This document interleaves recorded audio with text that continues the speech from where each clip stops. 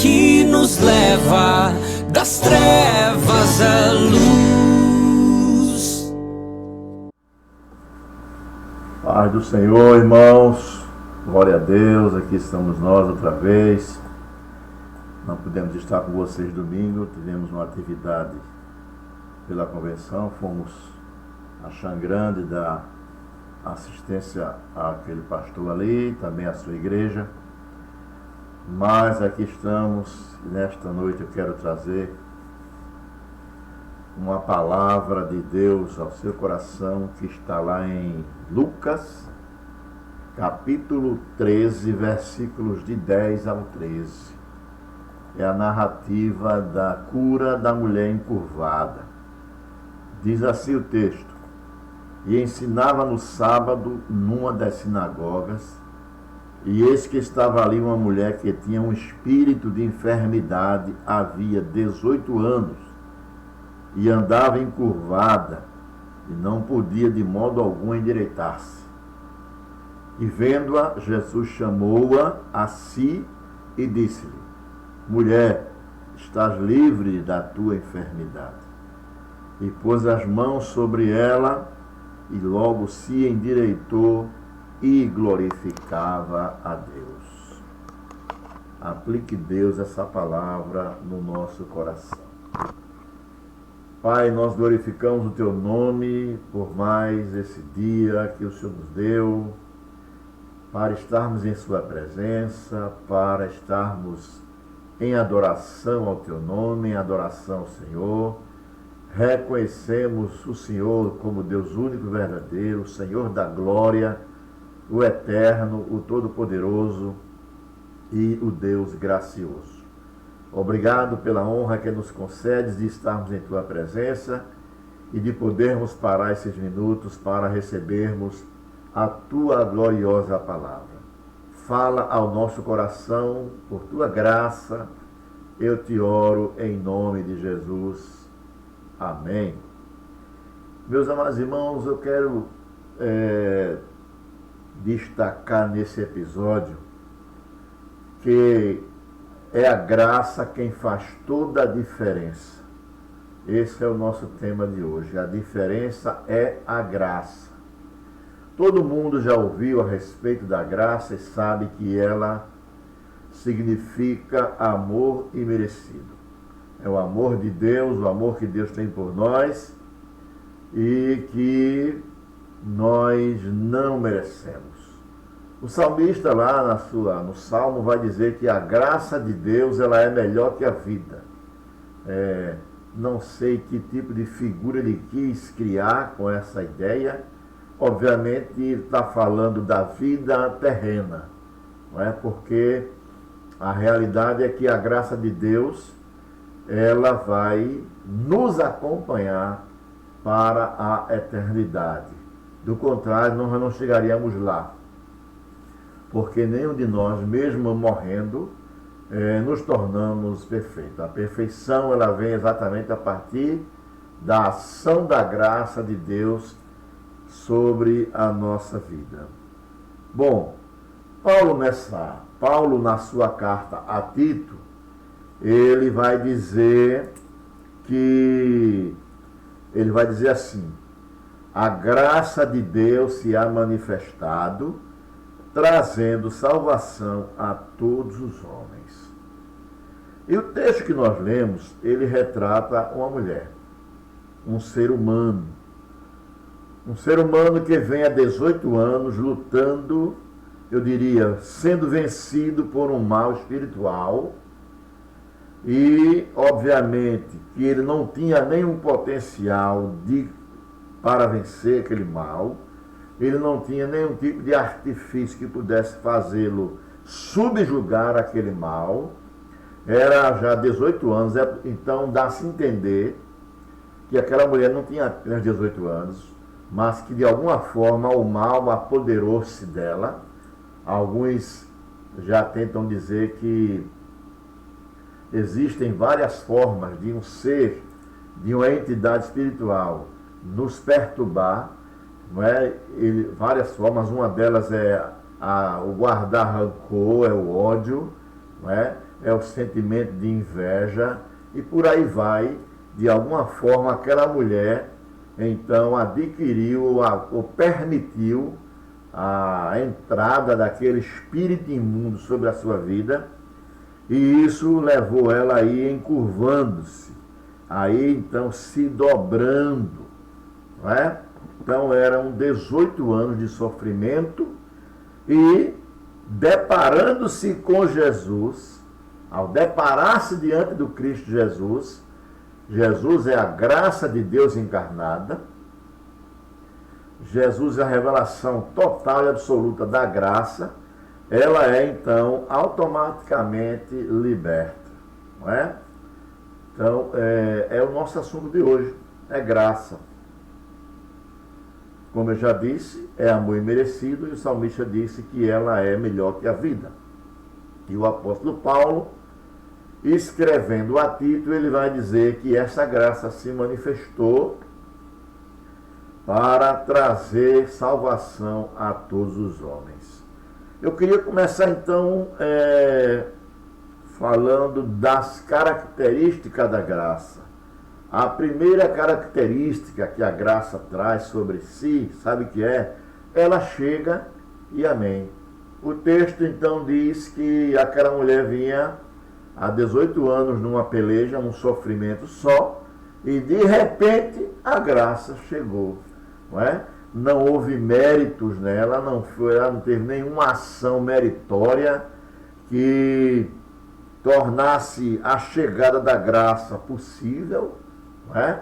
Assim como a humanidade não fez absolutamente nada para que essa graça viesse a nós. Jesus Cristo vem ao mundo, a revelação da graça, simplesmente porque ele resolveu, na sua soberania, vir salvar o pecador. Ele vai dizer lá em João 3,16, porque Deus amou o mundo de tal maneira que deu seu Filho unigênito para que todo aquele que nele crê não pereça, mas tenha a vida eterna. O ser humano, ele também luta de maneira desenfreada contra todo o poder das trevas. O ser humano é absolutamente impotente diante do poder das trevas. Por isso Paulo vai dizer que quando o ser humano é salvo, ele é liberto do poder do pecado e da morte. Está lá em Romanos capítulo 8, versículo 1. E ainda tem então essas guerrilhas contra entidades espirituais que muitas vezes se apodera do indivíduo e vai levando ele a encurvar-se. Muitas vezes não é necessário que ele se encurve fisicamente, mas às vezes ele se encurva espiritualmente. Ele vai cedendo terreno para o diabo, ele vai cedendo espaço para o pecado na sua vida, e a cada dia que passa ele vai se afundando cada vez mais, e não há quem possa fazer algo na vida dele, exceto Jesus Cristo, que é a revelação da graça. Então a graça, ela chega. Deus resolveu enviar seu Filho para salvar. Não há mérito no ser humano, não é? Alguns evangelistas por aí têm dito que o homem é o centro do universo, que o homem é o centro do amor de Deus. Nada disso. O centro de Deus, o centro do amor de Deus é Jesus Cristo. A Bíblia diz que por Ele e para Ele são todas as coisas. Então a graça chega, não é? Uma outra característica, eu já citei, mas vou repetir, é que não há merecimento no homem. Você não a merece. Não é algo que você vai receber por algum mérito seu. Não é algo que você vai exigir ou tampouco reivindicar. Tem pessoas por aí dando essa ideia. Reivindique, reivindique.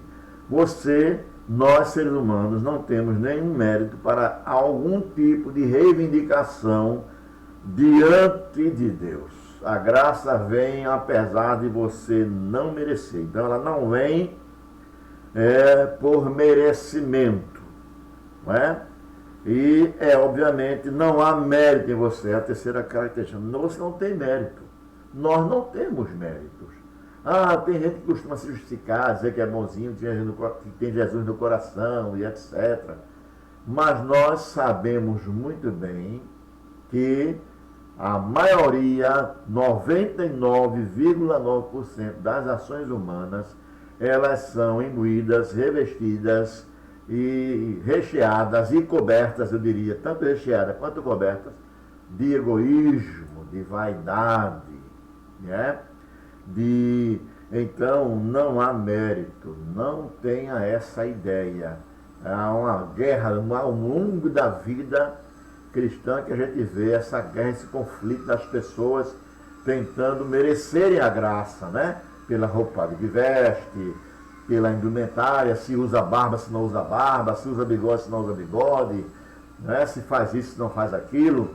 Não há mérito em nós para que a graça chegue. Então ela é exatamente a sua característica principal é amor de Deus por quem não é merecedor. Essa é a ideia. Então, como eu disse, ela simplesmente vem, não é? Baseada em João 3,16. Nós só temos, eu diria, que naquele episódio, né? A mulher ela vai aparecer ali e de repente Jesus a vê. E então eu diria que nós só temos que ser visto por Cristo. Não é? Talvez alguém diga, aí Cristo, o Senhor Jesus não vê a todos? Obviamente que ele vê a todos. Mas eu não estou falando da visão, digamos assim, de um olhar panorâmico de Jesus lá de cima, olhando todo esse universo, ou então na sua onisciência ou onipresença, ele então coloque tudo diante dele e veja cada um de nós com detalhes.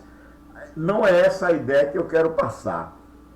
A ideia que eu quero passar do ver é o do chamar a atenção, é de fazer com que Cristo volte a sua atenção para você, para nós, não é? Por exemplo, os servos de Jericó gritaram até que Jesus se voltou para ele, não é? A mulher do fluxo de sangue, por exemplo, chamou a atenção de Jesus, tocando nele, exercendo a fé. Ela então toca. A mulher cananeia vem gritando adiante de Jesus, atrás de Jesus, para que cure sua filha, para que liberte a sua filha do demônio. E aí Jesus para e dá atenção a ela. Então o que eu quero passar aqui é exatamente isso. Nós só temos que ser visto, ou na realidade, nós só precisamos chamar a atenção do Senhor Jesus Cristo para nós, não é? Existe, eu diria, algumas maneiras de nós fazermos isso. Eu diria, a primeira, por exemplo, ele diz lá em Isaías, que ele olha, que ele volta a sua atenção para o coração quebrantado. Então, um coração quebrantado chama a atenção de Deus, né? Uma outra maneira é invocando. Ele diz, todo aquele que invocar o nome do Senhor será salvo. Então, a gente entende que quando nós invocamos a Deus, nós estamos chamando a sua atenção, né? Estamos chamando a sua atenção. E aquela mulher, ela vai atrair a atenção do Senhor Jesus Cristo quando ela vai exatamente para o local onde Jesus está, não é? O local onde Jesus está é para onde ela vai. Essa é a ação que ela faz, é a ação dela para chamar a atenção do Senhor Jesus. E aí eu queria pegar essa deixa para despertar você na frequência aos cultos, não só na live, mas também agora nos cultos presenciais que estão acontecendo na igreja. Percebi alguma dificuldade de se completar o número de pessoas para o culto, não é? É fundamental que você sinta o desejo de estar no culto, de estar no templo, de congregar, de estar, eu diria então, aproveitando o texto, no local onde Jesus está. Porque ele diz na sua palavra que onde estiver 2 ou 3 reunidos em seu nome, ali ele estará. Não é? O escritor aos Hebreus vai dizer lá na carta aos Hebreus, no capítulo 10, no versículo 25, que nós não devemos abandonar as congregações. Ou seja, não devemos deixar de congregar. Congregar é fundamental.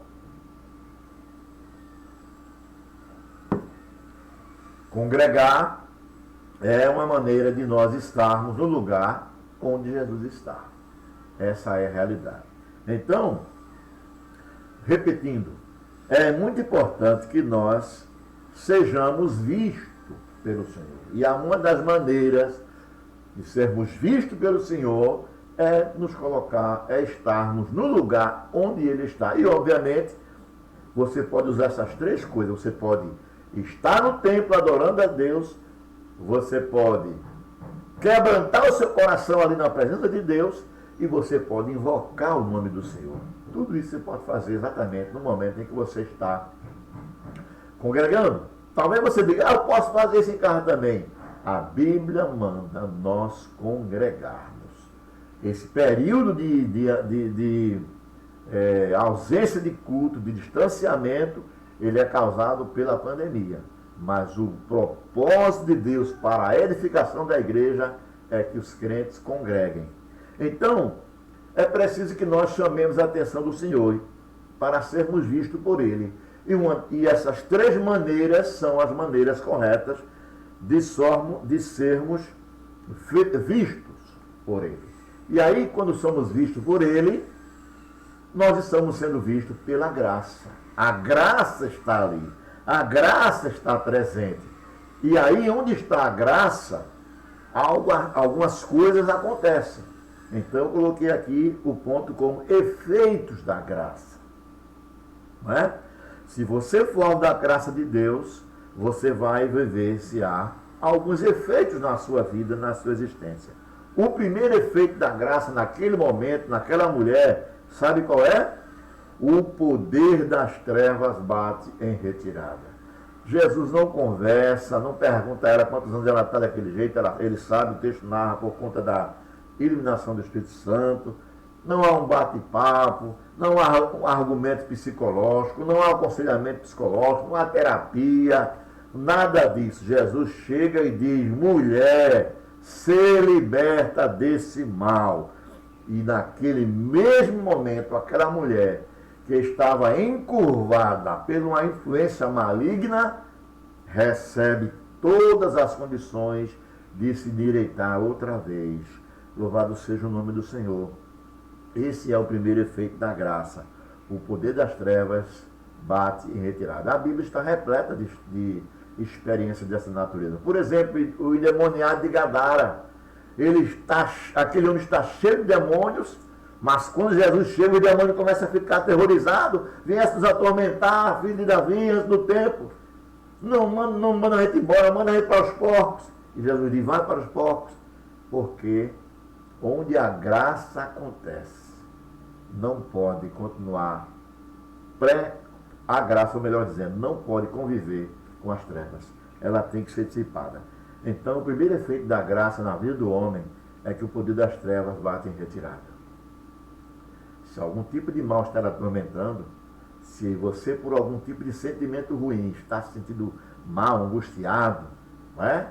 Esse momento é o momento em que você precisa ser visto pelo Senhor, ser visto pelo autor da graça, para que a mesma possa fazer o milagre na sua vida, libertando você do poder das trevas.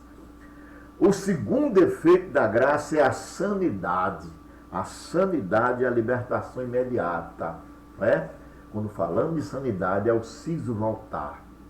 Temos visto ao longo de muitos anos as pessoas, muitas vezes, pela influência do mal, perder a sua sanidade mental. Perde o foco da família, perde o amor pela esposa, a esposa perde o amor pelo marido, e assim começa a terem comportamentos absurdos, pensamentos absurdos, ideias absurdas. Por quê? Porque a sanidade do indivíduo está prejudicada. Uma entidade maligna atormentando você pode estar trazendo prejuízo à sua sanidade. Não é? A gente vai encontrar, por exemplo, lá no capítulo 9 de João, o cego dizendo, eu era cego, mas agora vejo. Ele podia enxergar, e aquilo também simboliza um pouco da sanidade. A sanidade é uma cegueira espiritual que leva o homem a praticar atos absolutamente perversos e pervertidos. Mas no momento em que a graça adentra, no momento em que ele se depara com a graça, a sanidade, né, o bom siso, aleluia, ele vai aparecer, porque Deus tem esse poder, essa capacidade de trazer sanidade ao indivíduo. Eu me lembro, por exemplo, né, que o indivíduo ele é absurdo, ele é violento, ele é adúltero, ele é ladrão, ele é ébrio, porque ele é insano, mas no momento em que a graça o alcança, imediatamente ele abandona todas essas coisas, porque a sanidade chegou. Então a graça traz esse efeito, a sanidade. Se você está tendo algum comportamento insano, é hora de você invocar a atenção de Deus para que a sua graça lhe alcance. Né? Esse é o efeito da graça. E tem uma coisa que eu quero dizer ainda com relação ao efeito da graça. O tempo, a hora e o dia perdem a sua importância. Note que o texto lá vai dizer, eu não li, mas não podia ter feito isso que hoje é sábado. Não há importância. Tem pessoas que costumam dar importância ao tempo, dar importância ao momento. Quando isso acontecer, eu vou. Quando Deus fizer isso, eu vou. Quando Jesus quiser me chamar, ele vai tocar no meu coração. Não, isso não pode direcionar a sua relação com Deus. O tempo, a hora, o dia perde a sua importância, porque o importante para nós, o importante para cada indivíduo, o importante para você, meu irmãozinho, é exatamente ser alcançado por esta graça e sofrer em sua existência os efeitos da mesma, porque eles são efeitos duradouros, eles são efeitos maravilhosos, não é? Por isso que o salmista disse, tua graça é melhor que a vida. Então, a graça traz esses efeitos. E aí eu queria fechar com as ações práticas da graça revelada em Jesus. Existem 3 ações práticas da graça e é óbvio que só podem ser praticadas por Jesus. A primeira ação prática, o texto lá diz que ele a viu, não é? Jesus lhe vê. Não há nada encoberto que não seja revelado. O nosso Deus, ele é poderoso para vermos. O salmista, lá no Salmo 139, vai dizer exatamente que o Senhor nos sonda e nos conhece o nosso deitar, o nosso levantar, e assim ele vai discorrendo a capacidade de Deus de nos ver. E esta graça, ela também, ela é prática exatamente nessa área onde o Senhor nos vê. Ele viu aquela mulher. O texto diz que ele a viu. No momento em que ele a viu, então, ele pôde sondar e diagnosticar todas as necessidades que aquela mulher tinha. E naquela ocasião era apenas uma necessidade que corroboraria, então, para que ela fosse sã em todos os aspectos, que era exatamente ser liberta daquele espírito maligno. Então o Senhor vê. Essa é a primeira ação prática da graça. Deus vê. Deus conhece teu coração. O que é que você está desejando? O que é que você tanto almeja? O que está lhe afligindo? O que está lhe maltratando? O que está lhe machucando? O que está trazendo tribulação à sua família, à sua vida, à sua relação conjugal? Jesus vê. Permita que ele veja. Chame a sua atenção para que ele veja. Porque no momento em que ele vê, e eu já falei como é que ele vê, absolutamente ele vai entrar em ação. Louvado seja o nome do Senhor Jesus. A segunda ação prática da graça é que ele chama. Não é? Ele chamou aquela mulher. Vem cá, mulher. Ele a chama. Olha aí a questão. É fundamental que ele veja para que ele possa chamá-lo. Pastor, estou esperando Jesus me chamar. Ele já chamou. Está lá em Mateus capítulo 11, versículo 28. Ele vai dizer assim, vinde a mim, todos vós. Não há restrição racial, cultural, social, se você é rico, se você é pobre, se você é negro. Não. Ele diz, vinde a mim, todos vós, que estáis cansados e oprimidos. Eu gosto mais do termo oprimido porque ele dá exatamente essa conotação de opressão espiritual. Vinde a mim todos vós que estáis cansados e oprimidos, e eu vos aliviarei. Ele chama. Jesus chama você para ser livre. Jesus chama você para sofrer os efeitos da graça. Jesus chama você para ser uma pessoa saudável, um cristão saudável, feliz na presença do Senhor. Ele chama. Essa é a segunda ação prática da graça. E a terceira ação prática da graça, sabe qual é? Ele liberta. Ele quebra o jugo do maligno. Ele rompe as cadeias das trevas. Ele tira as ataduras que nos aprisionam. Ele coloca então amor em nosso coração, perdão, misericórdia. Louvado seja o nome do Senhor. Ele liberta. Jesus falando, ele disse isso. E conhecereis a verdade, e a verdade vos libertará. Se, pois, o Filho do Homem vos libertar, verdadeiramente sereis livres. Aleluia. Imagine a experiência daquela mulher quando ela pôde endireitar-se e sentir-se livre daquele espírito imundo que lhe atormentava. Não é? Não existe coisa melhor do que sentir essa liberdade, que só pode ser proporcionada por Jesus Cristo. As pessoas tentam de várias formas, né? Terapia e etc. As leis tentam libertar o indivíduo das trevas através das punições, das sanções, mas só quem consegue realizar, só quem tem o poder, de fato, realizar a libertação é Jesus Cristo, que é a revelação da graça. Então a graça ela vê, e ela lhe vê, Deus lhe vê, ele lhe chama e ele liberta. Está tentando vencer o mal sozinho, vencer o maligno, vencer o vício, seja lá o que for que você está tentando vencer, você precisa da graça de Deus. A graça faz toda a diferença. Quero concluir minha palavra dizendo a você o seguinte: a graça faz total diferença na vida daqueles a quem ela alcança. Aleluia. E mais uma vez cito o texto de Paulo a Tito. A graça de Deus se ha manifestado, trazendo salvação a todos os homens.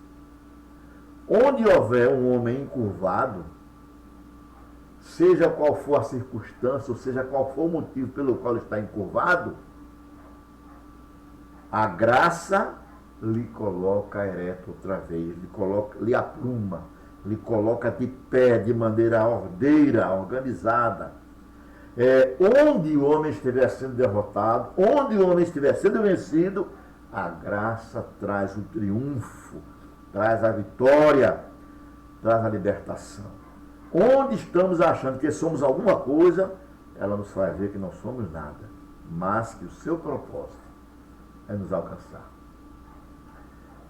Importante trabalhar esse assunto, a doutrina da graça, nesta noite, para que você possa então trazer a memória que você, se é salvo e é crente, você é produto da graça. E se você não é salvo ainda e sofre algum tipo de opressão, você pode sim ser liberto pela graça. Esta graça está em evidência. Ela não cessou. Ela não perdeu seu poder. Mais uma vez, cito o texto de Paulo, a graça de Deus se manifestou, trazendo salvação a todos os homens. Você faz parte desses homens. Que você possa, então, glorificar a Deus por ter sido alvo da graça de Deus. Glorificar a Deus pela libertação que a graça lhe trouxe, pela cura e a sanidade que ela lhe trouxe. E se você ainda não a experimentou, você pode fazê-lo. Eu disse que você tem 3 maneiras de chamar a atenção de Deus: coração quebrantado, invocação e estar no lugar aonde Jesus está. E Ele está nesse momento, nessa ministração, Ele está nessa palavra. Invoque-o e deixe Ele entrar no seu coração. Que o Senhor assim nos abençoe. Vamos orar? Obrigado, Senhor, por mais essa noite em Tua presença e obrigado por mais esta palavra que o Senhor nos dá para a nossa edificação. Aqueles que ouvirem esta palavra, que a graça os alcance, que eles sejam tocados por ela e possam a posteriori testemunhar do quanto essa graça fez a diferença em sua vida. Tudo para a Tua glória, eu te oro em nome de Jesus. Amém.